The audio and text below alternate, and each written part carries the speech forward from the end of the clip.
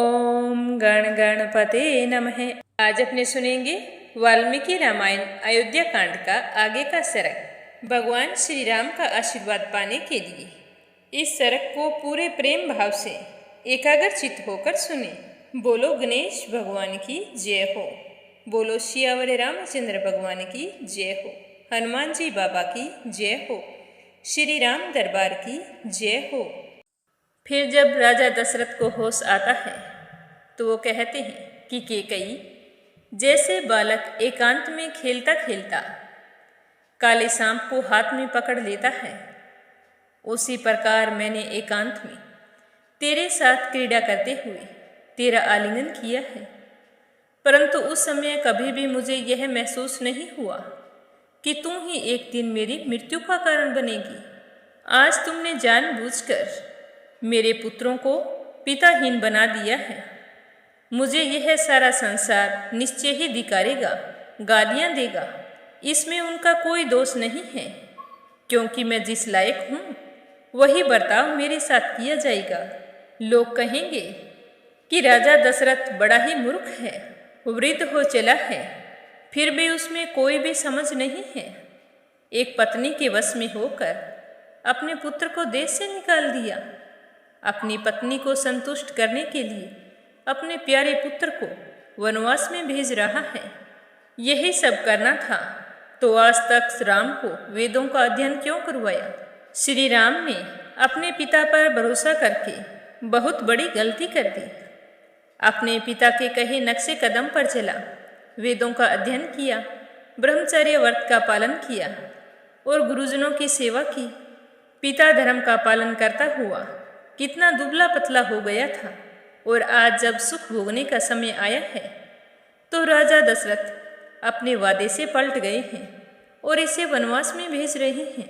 हो सकता है कि राजा दशरथ के मन में पहले से ही यही कुविचार थे। सिर्फ अपने पुत्र से सेवा करवाने के लिए यह एक नाटक रचा था, क्योंकि वो हमेशा से ही कैकेयी को ज़्यादा स्नेह करते थे। यही सब करना था तो इसमें झूठ बोलने की क्या आवश्यकता थी? इस तरह से निंदा करते हुए ना जाने मेरे बारे में क्या क्या बातें करेंगे। ये तो मुझे पूरा विश्वास है कि अगर मैं अपने पुत्र राम से कह दूं कि तुम वन को चले जाओ तो वह मुझसे पलट कर ये भी नहीं पूछेगा कि पिताश्री आपने मेरे लिए ये फैसला क्यों लिया है। वो सिर्फ इतना कहेगा कि जैसा आपने कहा वैसा ही होगा। मेरी आज्ञा को स्वीकार करके उसी समय वन को चला जाएगा। आज मैं तो ये चाहता हूँ कि मैं राम को कहूँ कि तुम वन को चले जाओ, और राम मुझे पलट कर जवाब दे कि मैं आपका कहना नहीं मानूंगा, मैं वही करूँगा जो मेरे हित का कार्य होगा। तो यह सुनकर मेरे लिए इससे बढ़कर प्रिय कार्य कोई नहीं होगा। परंतु मेरा बेटा राम ऐसा कभी नहीं कर सकता। मेरे बेटे राम के वनवास जाते ही मैं सब लोगों की निंदा का पात्र बन जाऊंगा, और मेरा ये अपराध मुझे जल्द से जल्द यमलोक में पहुंचा देगा, और तुम एक विधवा बनकर यहाँ पर राज करना। मैं तो मृत्यु को प्राप्त हो जाऊंगा, पर मेरे जाने के बाद में यहाँ पर कौशल्या और सुमित्रा रहेगी। ना जाने तुम उन पर कितने अत्याचार करेगी।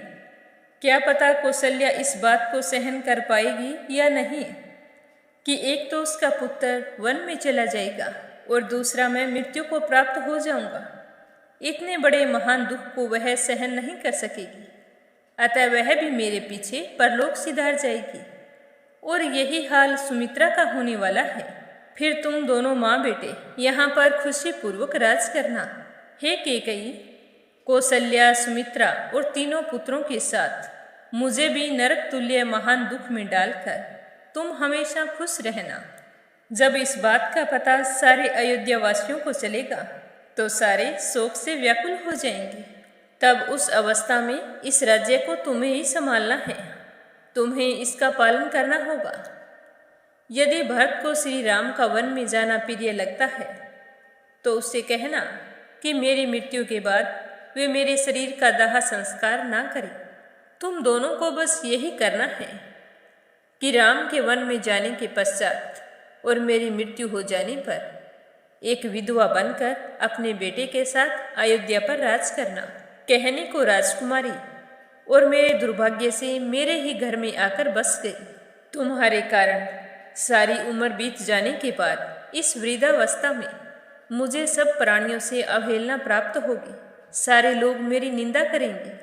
मैं तो यही सोचकर दुखी हो रहा हूँ कि मेरा पुत्र राम रथों, हाथियों और घोड़ों से यात्रा किया करता था, अब वह उस विशाल वन में पैदल कैसे चलेगा। भोजन के समय जिसके लिए कुंडलधारी रसोइये बहुत ही प्रसन्न होकर कहते थे कि राम के लिए भोजन मैं बनाऊंगा, दूसरा कहता था कि राम के लिए भोजन मैं बनाऊंगा। इस तरह बातें करते हुए राम की प्रिय खाने पीने की वस्तुएं तैयार करते थे। वही मेरा पुत्र रामचंद्र वन में कसेले कड़वे फलों का आहार करते हुए किस तरह अपना जीवन निर्वाह करेंगे, और पीछे सीता का क्या हाल होगा। राजा जनक मुझे क्या कहेंगे अगर उन्होंने पूछ लिया कि मेरी बेटी ने आपका क्या बिगाड़ा था, तो मैं उनको क्या जवाब दूंगा।